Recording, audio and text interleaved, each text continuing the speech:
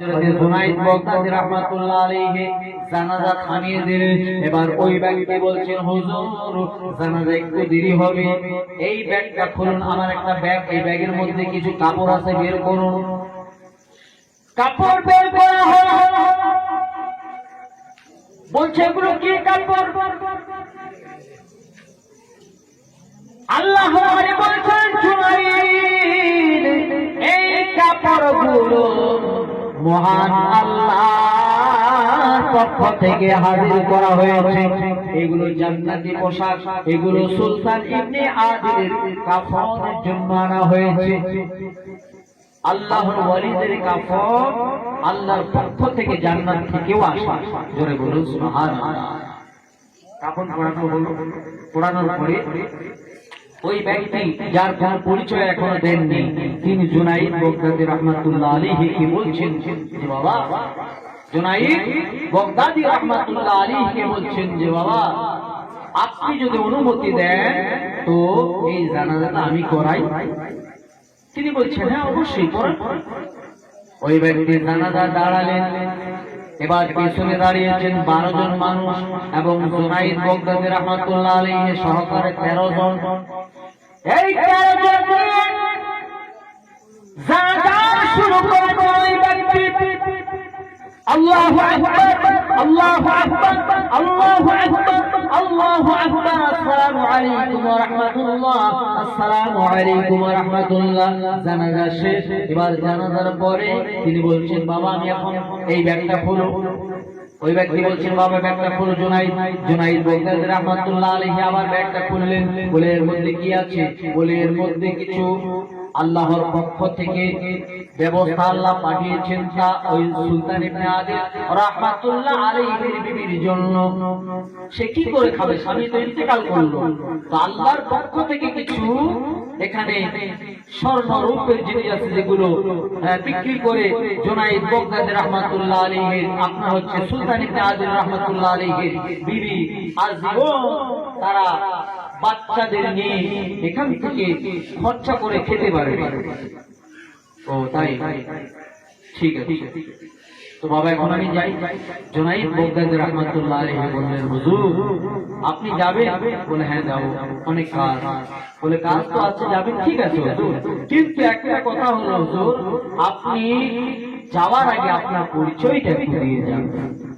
বলবো না আপনি হঠাৎ করে কেউ যদি এসে জানাজা করে যায়, কোনো পরিচয় নেই, পরিচয় তো আমরা চাই না।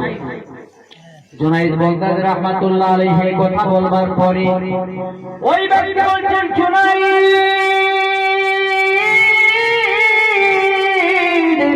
আমার পরিচয় আমি যেখানে সেখানে দেই না। ও জুনাইদ আমাকে ছেড়ে দাও, আমাকে যেতে দাও। বলছেন, হুজুর আপনি জান্নাত থেকে আপনার কাফনের কাপড় এনেছেন, আল্লাহর পক্ষ থেকে আপনি সুলতান ইবনে আদিলের বিবির জন্য ওই আপনার খরচা করার জন্য আর সোনার উপর কিছু এনেছেন। হুজুর আপনি সাধারণ মানুষ নন, আপনি যাবেন তো ঠিক আছে, কিন্তু যতক্ষণ পর্যন্ত আপনি আপনার পরিচয় দেবেন না, ততক্ষণ পর্যন্ত আমি আপনাকে যেতে দেব না।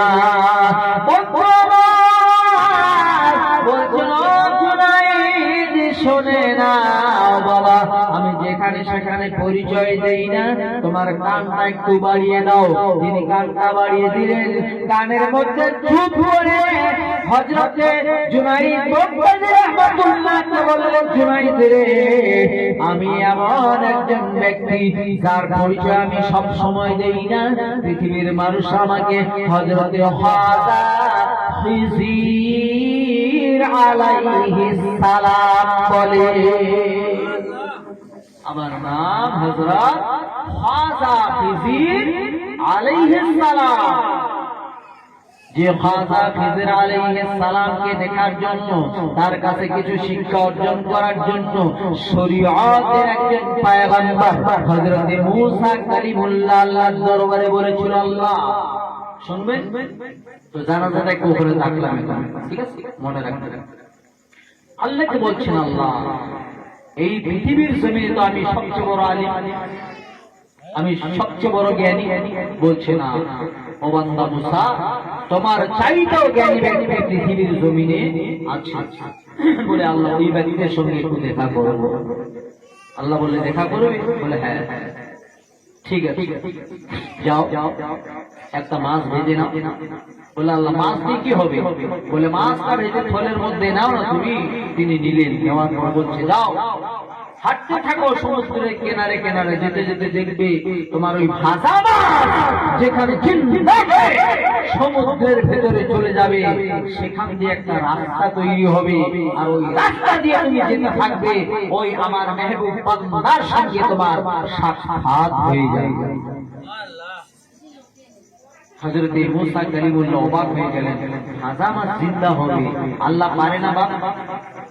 وَتُخْرِجُ الْحَيَّ مِنَ الْمَيِّتِ وَتُخْرِجُ الْمَيِّتَ مِنَ الْحَيِّ। আল্লাহ জীবিতকে মৃত করেন, আবার আল্লাহ মৃতকে জিন্দাও করেন না। ভাজা মাছ নিয়ে তিনি যাবেন। বলছে একা একা তো সফর করা যায় না, তো একজন সাথী নেই। একজন সাথী নিলেন সঙ্গী হিসেবে, যার নাম হলো হযরত ইউসা বিন নুন আলাইহিস সালাম। এই দুজনে কথাবার্তা বলতে বলতে বলতে যাচ্ছেন। যেতে যেতে যেতে যেতে ক্লান্ত হয়ে গেছেন। বলছে ইউসা বিন নুন, তুমি একটু অপেক্ষা করো, আমার একটু ক্লান্তি বোধ হচ্ছে, একটু আরাম করি। মুসা কালিমুল্লাহ তিনি একটু আরাম করছেন সমুদ্রের কিনারায়, এইভাবে করে মাথা খাড়া দিয়ে হেলান দিয়ে তিনি একটু আরাম করছিলেন। কোন মুসা? যে মুসা কালিমুল্লাহ আল্লাহ দেখার পাগল। মুসা নবী তুর পাহাড়ে খোদার দিদার করতে যায়,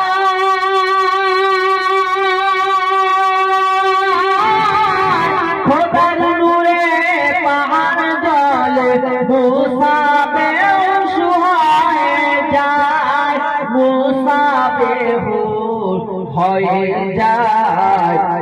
কে আছে গো খোদার সাথে স্বয়ং দিদার করতে যায়, প্যারা নবী মুস্তাফায়ে দো জাহানের বাদশাহ সেজে কে এলো গো এ ধরায়, প্যারা নবী মুস্তাফায়ে জন্ম নিয়ে কুচি শিশু কে এমন সেজদাতে যায়, প্যারা নবী মুস্তাফায়ে। ওই মুসা কালিমুল্লাহ তিনি ইউসা বিন নুন আলাইহিস সালামকে নিয়ে হেঁটে যাচ্ছেন। যেতে যেতে যেতে যেতে ক্লান্তি বোধ হয়েছে, তিনি বলছেন একটু আরাম করি। তিনি আরাম করতে গিয়ে তিনি ঘুমিয়ে পড়েছেন। এমত অবস্থায় আপনার হচ্ছেন হযরত ইউসা বিন নুন আলাইহিস সালাম। তিনি চিন্তা করছেন যে হুজুর তো ঘুমিয়ে গেছেন, আমি বেকার না থেকে 2 রাকাত নামাজ পড়ে নিই, 2 রাকাত নামাজ পড়ে নিই। নামাজে দাঁড়িয়েছেন, সরি নামাজ পড়বেন, ওযু করতে গেছেন। ওযু করতে গিয়ে তিনি ওযুর একটুকুন পানি সেটা লেগেছে। ইউসাবি আপনার হচ্ছে খিজির আলাইহিস সালামের থলের মধ্যে যে মাছটা ছিল ভাজা, ওই ভাজা মাছের মধ্যে একটু ওযুর পানি ছিটকে পড়ে গেছে। পড়ার কারণে মাছটা জিন্দা হয়ে টপকে গিয়ে সমুদ্রের পথ ধরেছে। যখন সমুদ্রের পথ ধরেছে মাছ, যেদিক দিয়ে মাছ দৌড়চ্ছে ওই দিক দিয়ে সমুদ্রের পানি ভাগ হয়ে, পানিটা 2 ভাগ হয়ে গেছে এবং এখন রাস্তা তৈরি হয়ে গেছে। বলুন সুবহানাল্লাহ। আল্লাহর কুদরত, আল্লাহর কুদরত, আল্লাহ কি না করতে পারে। আল্লাহু আলা কুল্লি শাইইন কাদির। আল্লাহ বলছে সবচেয়ে বড় ক্ষমতার মালিক আমি আল্লাহ। কুন ফায়াকুন, আমি আল্লাহ যদি বলি হও সঙ্গে সঙ্গে হয়ে যায়। সুতরাং ভাজা মাছ জিন্দা হয়ে গেল, সমুদ্রের পথ ধরলো, পথ ধরার পর যেদিক দিয়ে মাছ যাচ্ছে একটা সুড়ঙ্গ তৈরি হচ্ছে, রাস্তা তৈরি হয়ে যাচ্ছে। এবার ইউসা বিন নূন আলাইহিস সালাম তিনি আর ওগুলো লক্ষ্য করলেন না, তিনি শুধু সাধারণ জ্ঞান ছিল তার, তিনি চিন্তা করছেন ভাজা মাছটা জিন্দা হয়ে চলে গেল, এতটুকুই তার জ্ঞানের মধ্যে ছিল। তিনি নামাজ পড়লেন, নামাজ পড়ার পরে হযরতে আপনার হচ্ছে মূসা নবী, তিনার ঘুম ভেঙে গেল, বলছে ইউসা বিন নূন চলে যাচ্ছেন, যেতে যেতে যেতে যেতে বলছে ইউসা বিন নূন আমার ভীষণ খিদা পেয়েছে, ওই যে ভাজা মাছটা আছে বের করো, খেয়েই ফেলি, মাছটা বের করো খেয়েই ফেলি, কারণ ভীষণ খিদে পেয়েছে। ওই সময় মুহূর্তে ইউসা বিন নূন আলাইহিস সালাম বললেন, হুজুর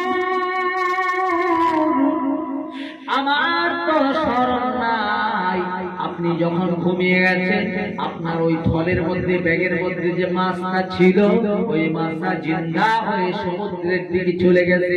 জোরে বলুন সুবহানাল্লাহ। মুসা নবী বলছে, বাবা সর্বনাশ, ওইটাই তো আমাদের দরকার, চলো চলো কোন জায়গায়। যেতে যেতে যেতে যেতে দেখছেন যে জায়গায় তিনি ওযু করেছেন এবং যে জায়গায় তিনি আরাম করেছেন ওই জায়গায় গিয়ে দেখছেন যে একটা সুড়ঙ্গ তৈরি হয়েছে, রাস্তা তৈরি হয়েছে। মুসা নবী বলছেন, ইউসা বিন নূন তোমাকে আর ভেতরে যেতে হবে না, কারণ আমি আল্লাহর কাছে পারমিশন নিয়েছি শুধু আমার জন্য, আমি ওই ব্যক্তির সঙ্গে দেখা করব যেই ব্যক্তির নাকি আমার চাইতে ও বেশি জ্ঞান আছে। আল্লাহর ওলিরা কি জিনিস বোঝেন বন্ধু আমার। আপনার মুসা কালিমুল্লাহ সমুদ্রের মাঝখানে রাস্তা ধরেছেন, যেতে যেতে যেতে যেতে গন্তব্যস্থলে পৌঁছে গেছেন। যেই জায়গার মধ্যে বসে আছেন একজন আল্লাহর মেহবুব বান্দা, যার সাদা ধবধবে পাগড়ি, যার লেবাসটা সাদা ধবধবে, নুরানি চেহারাওয়ালা মানুষ, তাসবিহ হাতে আল্লাহর নামের জিকির করছেন। আল্লাহর নামের জিকির যারা করে ওই ব্যক্তির কলবে মহান আল্লাহর নূর চমকায়। এই জন্য বন্ধু শুধু নামাজ পড়লে হবে না, নামাজের পাশাপাশি কি করে মহান আল্লাহর জিকির করতে হবে। যে কলবের মধ্যে জিকির আছে ওই কলবটা হলো জিন্দা কলব। জোরে বলুন সুবহানাল্লাহ। এই জন্য মুসলমান কবি বলেছেন, লাখে কর সিজদা গিয়ে তুই কাবায়, লক্ষ লক্ষ বছর সিজদা করলো, নামাজ পড়লো, নামাজ পড়তে পড়তে কপাল কালো করে দিল মুসলমান, কিন্তু আল্লাহর সন্ধান পেল না।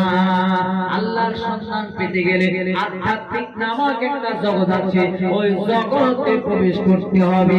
এই শরীয়তের জগতে আল্লাহ পাওয়া যাবে না। বন্ধুরা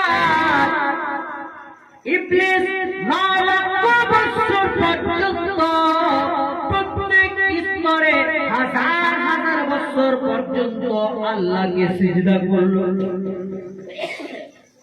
ইবলিসকে আল্লাহ যখন বানালো,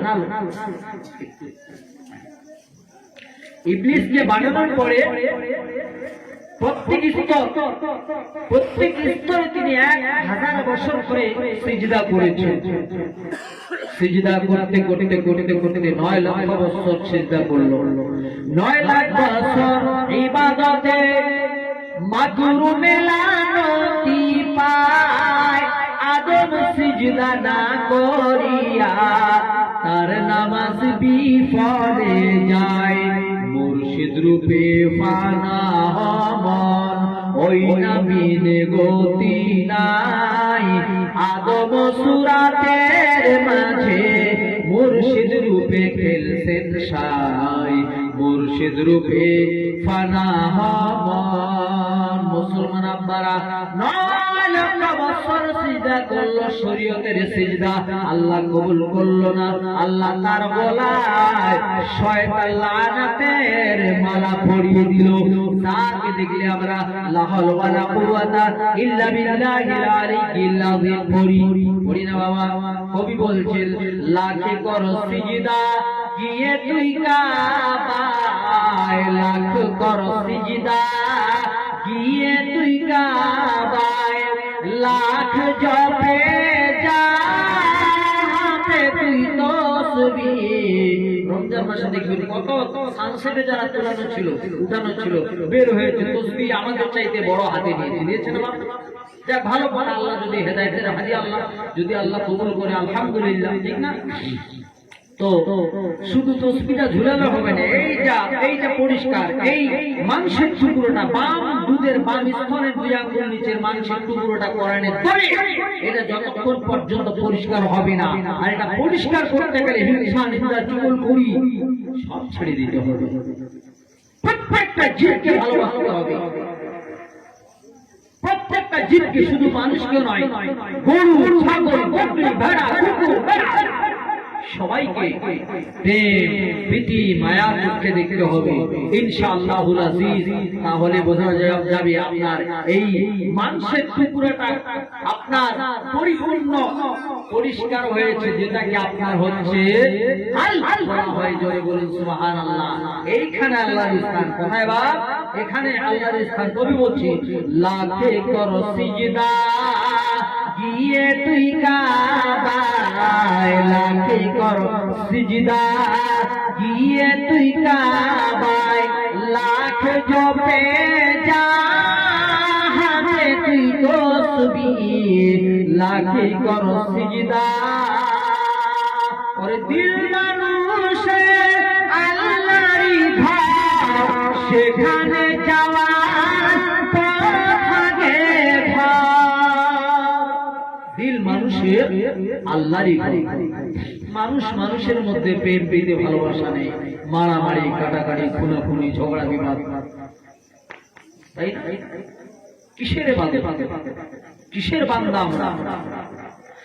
দিল মানুষের আল্লাহরই ঘর, সেখানে যাওয়ার থাকে ধার, না যদি থাকে দিলে মহাব্বত, না যদি থাকে দিলে মহাব্বত, হতে পারে না করতে পারে না সে জান্নাতের দাবি। লাখ কর সিজদা, গিয়ে তুই কাবায় লাখ জপে যা, হাতে তুই তসবিহ লাখে কর সিজদা। বন্ধু আমার, আল্লাহ ওয়ালা আল্লাহর বান্দা হযরতে আপনার মুসা কালিমুল্লাহ তিনি হাজির হওয়ার পরে দেখছেন আল্লাহর ওয়ালি সেখানে বসে আছেন, জিকির করছেন। জিকির যখন করবেন বন্ধু, এই জিকির করার কারণে আপনার আমার কলবটা জিন্দা হয়ে যাবে। নামাজ আমরা কমে পড়ি বাবা, 5 মিনিট 10 মিনিট পড়ার পরে দুনিয়াতে লেগে যায়, দুনিয়াবি শুধু, আর কিছু না, ঠিক না? নামাজ তো প্রত্যেকটা উম্মতে মুহাম্মাদের জন্য ফরজে আইন, কিন্তু 5 মিনিট 10 মিনিট আমরা নামাজ পড়ে ওর বেশি সময় আমরা দেই না। আর জিকির কাকে বলা হয়? জিকির কাকে বলা হয়? হর হালতে আপনি চলছেন, রাস্তা যাচ্ছেন, আপনার শ্বাস প্রশ্বাস আল্লাহ নামের জিকির করছেন, একটা শ্বাস ছাড়ছেন হো টানছেন আল্লাহ, ছাড়ছেন হো আল্লাহ, হো আল্লাহ, হো আল্লাহ, হো আল্লাহ, হো আল্লাহ, হো জিকির হর হালতে চলছে। জিকির করার কারণে আপনার কলবটা জিন্দা। মান যাকারাল্লাহু ফি সাওয়াদিল লাইলি নূরাল্লাহু কলবাহু, নূরাল্লাহু কলবাহু ওয়া কবরহু। যারা বেশি বেশি করে রাত জেগে জেগে আল্লাহকে স্মরণ করে, তাদের কলবে আল্লাহর নূর চমকায়। ইন্তেকালের পরে তাদের কবরে আল্লাহর নূর চমকায়। আল্লাহর ওয়ালি জিকির করছেন। হযরত মুসা কালিমুল্লাহ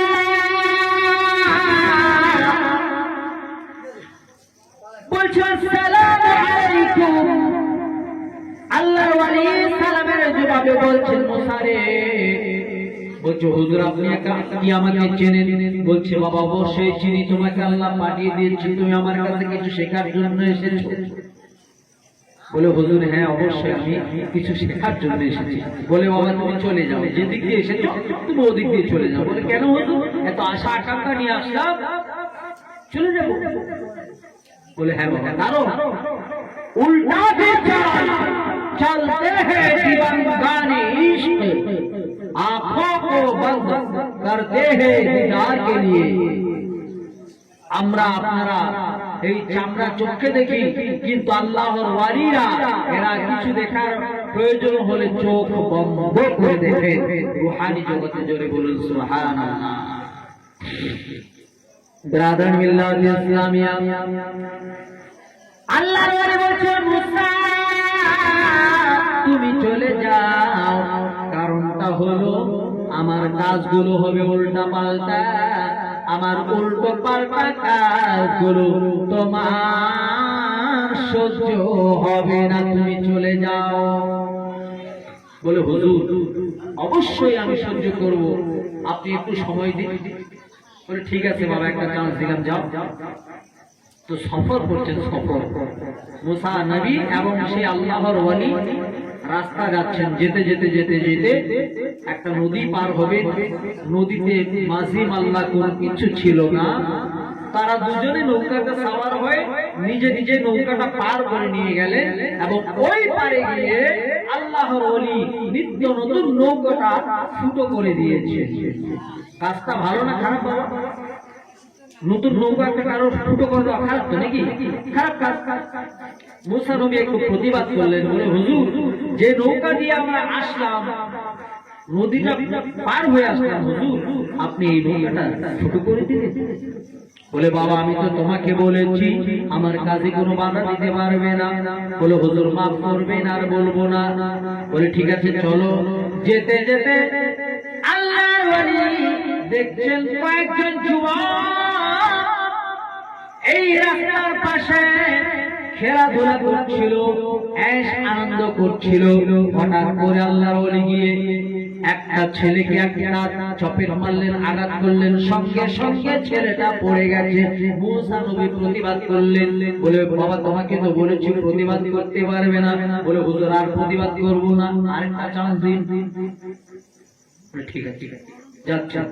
যেতে যেতে যেতে যেতে আপনার সন্ধ্যা ঘনিয়ে এসেছে, সন্ধ্যা হয়ে যাবে। এবার থাকার জন্য কোন জায়গার প্রয়োজন। এলাকার মানুষকে বলছেন এলাকাবাসীরা আমরা সফরি মানুষ, একটু রাতটা থাকার জন্য জায়গা দিয়ে আমরা একটু আরাম করে সকালবেলায় চলে যাব।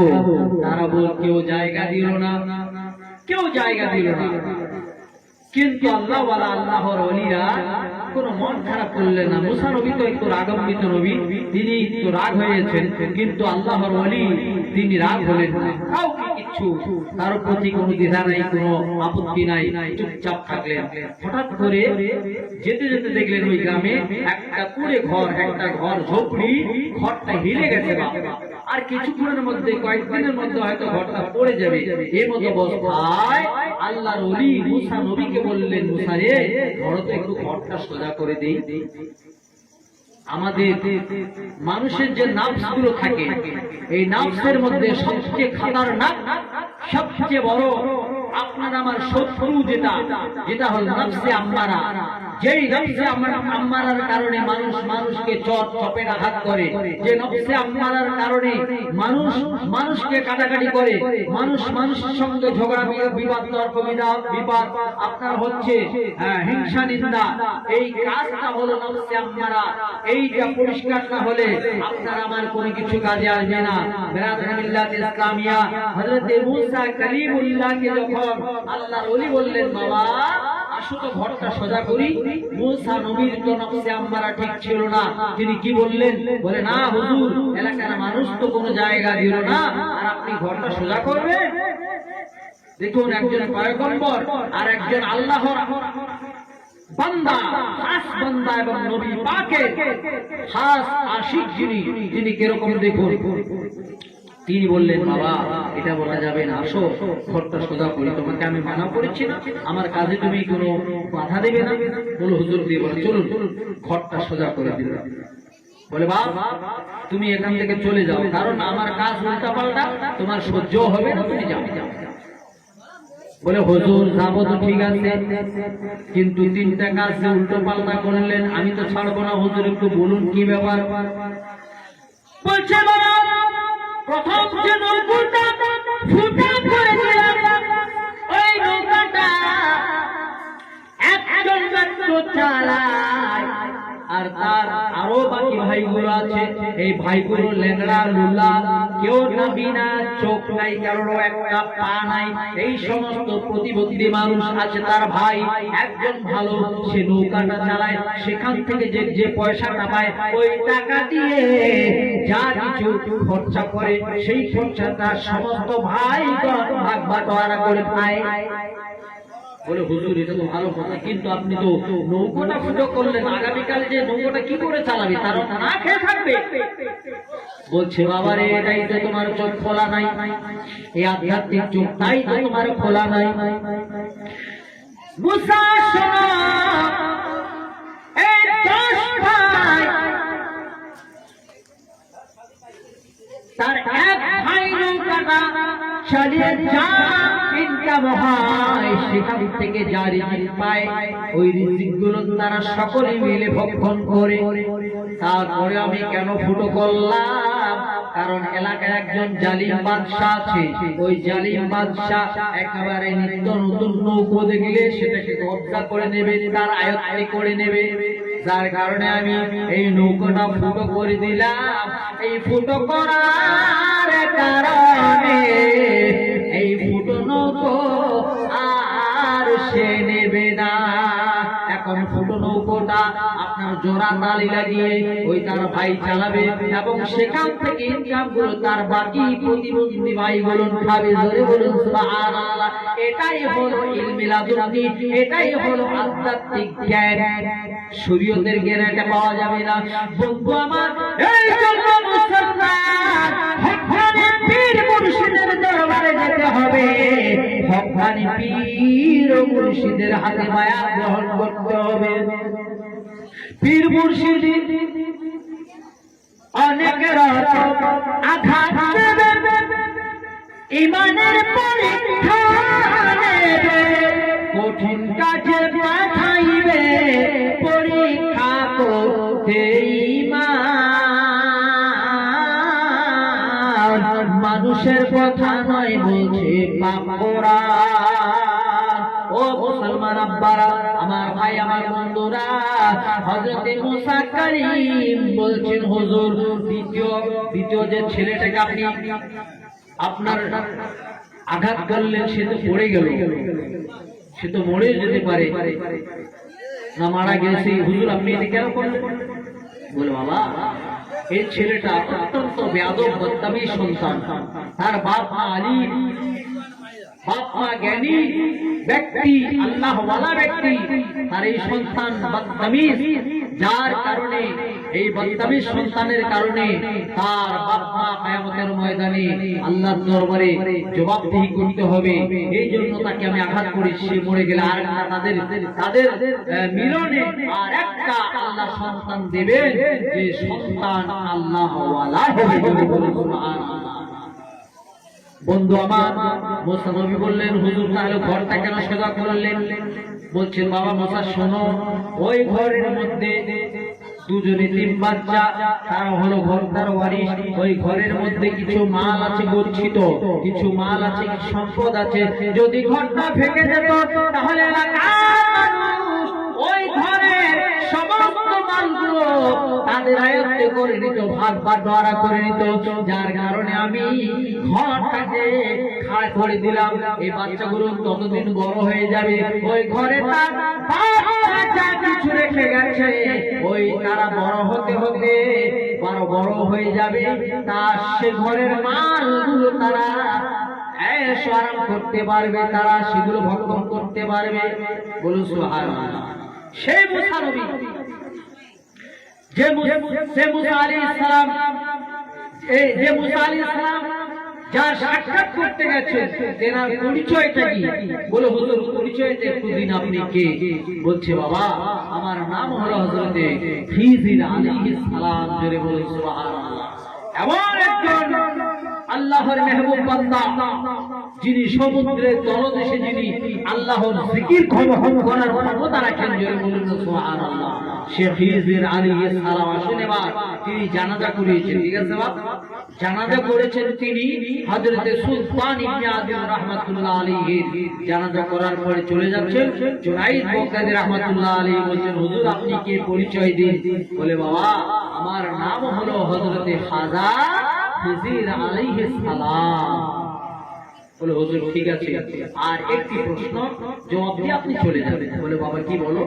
বলে হুজুর আপনি এই যে জানাজায় দাঁড়িয়েছেন আর আমরা মাত্র 13 জন, আমার ভক্তবৃন্দ 12 জন আর আমি জুনাইদ সহকারে 13 জন পিছনে দাঁড়িয়েছি।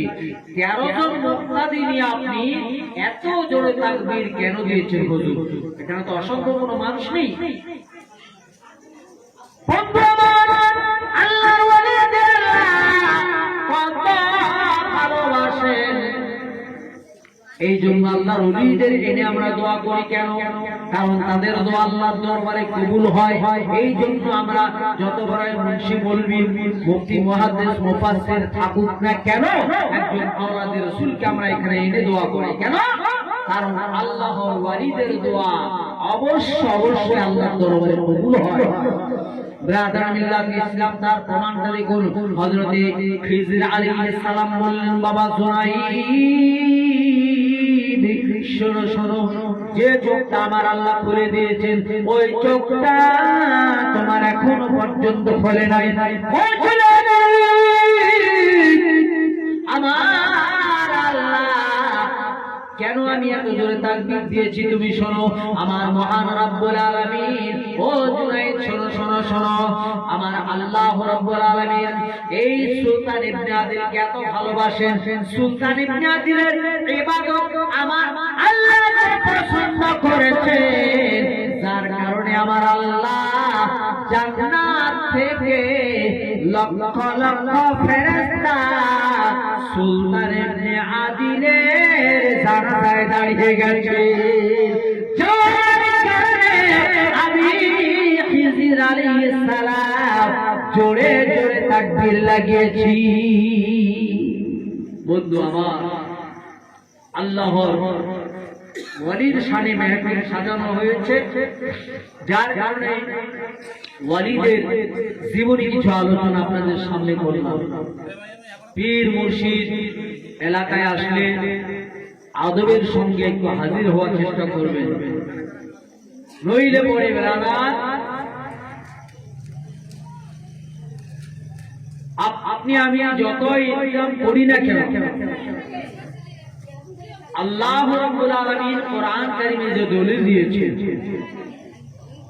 ইয়া আইয়ুহাল্লাযীনা আমানু আতিউল্লাহ ওয়া আতিউর রাসূলা ওয়া উলিল আমরি মিনকুম। এই আয়াতের মধ্যে তিনটা যে পাঠ করছে, আল্লাহ ডাকছেন হে ঈমানদারেরা তোমরা আমি আল্লাহর বন্দেগী করো, আমার রাসূলের পেরোবি করো, অনুকরণ করবে, তার পাশাপাশি উলিল আমরের তোমরা অনুসরণ করবে। তার করবে বাবা এক নম্বরে আল্লাহ, দুই নম্বরে রাসূল, তিন নম্বরে পীর মুর্শিদ। যদি আমরা এগুলোর থেকে দূরে থাকি, খোদার কসম যতই কামাই করি না কেন, আল্লাহ যারা বলেছেন, রাসূল যারা বলেছেন, পীর মুর্শিদ যারা বলেছেন, কোনোদিন আপনার বাড়িতে শান্তি হবে না। শান্তি আনতে গেলে এই প্ল্যাটফর্ম যে আজকে তৈরি করা হয়েছে, এখানে হাজিরি দিতে হবে। খুব দুঃখের বিষয় এবং খুব নিন্দনীয়, খুব লজ্জার বিষয়, এই এলাকার মধ্যে যে এত সুন্দর মেহফিল সাজানো হয়েছে, আমরা বাড়িতে ঘুমাচ্ছি, নাদানি গাহে গেল্লা বারদাস্তান কে সুস্তে বহাদ কাম না কাস্তান। কবি শেখ সাদী রহমাতুল্লাহ আলাইহি বলেছে, অলস্য করে তোমরা জমির ধান রোপণ করছো না, অলস্য করে তোমরা জমির ধান রোপণ করছো না, রোয়া গাড়ছো না। জয়নুল ইসলাম বাবু যেদিন তিনি ধান জমিনে লাগাবেন, লাগিয়েছেন, ধান যেদিন কেটে নিয়ে যাবেন, আমরা সেদিন আফসোস করব, আহারে আমাদের মাওলানা জয়নুল বাবু ধান কেটে নিয়ে গেল। আমি যদি লাগাতাম আমিও পেতাম, ঠিক না বাবা? কিন্তু কবি শেখ সাদী রহমাতুল্লাহ আলাইহি যার কারণে বলেছেন, নাদানি গাহে গেল্লা বরদাস্তান কে সুস্তি বাদে কামনা কাস্তান। অলস্য করে ধান রোপণ করলে না, অন্যরা যেদিন ফসল কেটে নিয়ে যাবে তোমরা আফসোস করবে, ওই আফসোসে কিছু লাভ হবে না। এই জন্য সময় থাকতে সময়টাকে আমরা কাজে লাগাই। আমি আমার আপনাদের সকলকে অনুরোধ রাখবো, আল্লাহর ওলি যেখানে হাজির হবে আপনারা যাবেন, তিনাকে মুসাফা করবেন, তিনার কদম বসি করবেন, দোয়া নেবেন, বাড়ি চলে যাবেন। দ্বীনি মাহফিল, আপনার ওয়াজের মাহফিল, হাজির হবে, কোরআন সুন্নাহর কিছু আলোচনা শুনবেন। যদি ঘুম অনেকে বেশি রাত পর্যন্ত জাগতে পারে না, সমস্যা নাই, কিছুক্ষণ শুনবেন তো ভাই। আপনারা মোবাইল সারা রাত মোবাইল দেখেন, গুনার কাজ করেন, আপনারা গান বাজনা ইত্যাদি ইত্যাদি, সেখানে আপনার আমার কিন্তু কষ্ট হয় না। কেন এই অবহেলা? কেন? আমরা কি আমাদের কোনো দুশ্মনী আছে কোনো মাহফিলের সঙ্গে? महफिल থেকে কোরআন সুন্নাহর महफिल এর সঙ্গে দুশমনি করা মানে আল্লাহর সঙ্গে জিহাদ করা। আল্লাহর সঙ্গে জিহাদ করা আমাদের কোন পাওয়ার আছে? আল্লাহর সঙ্গে জিহাদ করব। আমরা সবাই তওবা করি, আল্লাহ আমরা ভুল করেছি, আল্লাহ তুমি আমাদের, আল্লাহ তুমি maaf করো। সবাই বলুন আস্তাগফিরুল্লাহ রাব্বি মিন কুল্লি যামবিন ওয়া আতুবু ইলাইহি লা হাওলা ওয়ালা কুওয়াতা ইল্লা বিল্লাহিল আলিয়্যিল আযীম। আব্বা আমার কথায় ভাষায় যদি কারো অন্তরে কোনো ব্যথা লেগে থেকে থাকে, আমি ছেলে হিসেবে ক্ষমা প্রার্থী। ওয়াখিরু দাওয়ানা আনিল হামদুলিল্লাহি রাব্বিল আলামিন। আসসালামু আলাইকুম ওয়া রাহমাতুল্লাহি তাআলা ওয়া বারাকাতুহু। আমাদের হুজুর কেবলা ইনশাআল্লাহ এসে গেছেন, আছেন, আরাম করছেন, আপনারা অপেক্ষা করবেন, কেউ যাবেন না।